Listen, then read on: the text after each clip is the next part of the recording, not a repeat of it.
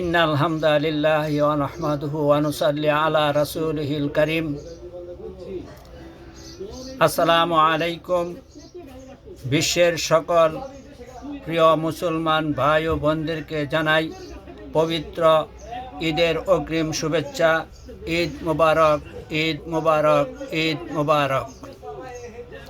আর মাত্র আজকে অথবা আগামী কালকের মধ্যেই আমাদের কাছ থেকে বিদায় নেবে পবিত্র রমজান।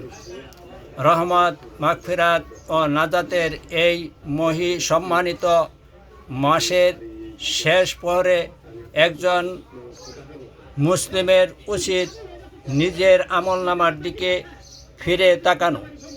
এই এক মাসে আমার ভিতরে কতটা পরিবর্তন এসেছে, আমি কতটা সংযমী হতে পেরেছি। রমজানের সমাপ্তিতে শরীয়ত নির্দেশিত গুরুত্বপূর্ণ আর্থিক ইবাদতগুলোর একটি হলো সদকায়ে ফিতর। ঈদের আনন্দে গরিব অসহায় মানুষকে অংশীদার করার জন্যই এই বিধান।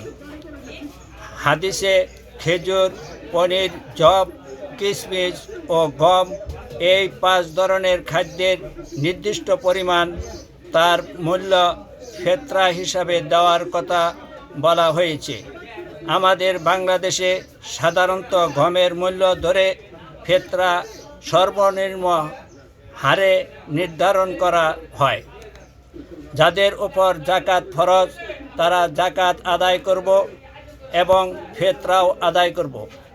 আর যাদের উপর ফিতরা ওয়াজিব তারা ফিতরা আদায় করে গরিব অসহায় মানুষদেরকে আনন্দ দিয়ে পরে আমরা ঈদগাহে আনন্দের সহিত ঈদুল ফিতরের নামাজ আদায় করতে যাব।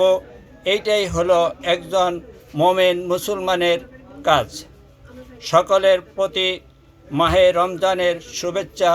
আসসালামু আলাইকুম ওয়া রাহমাতুল্লাহি ওয়া বারাকাতুহু।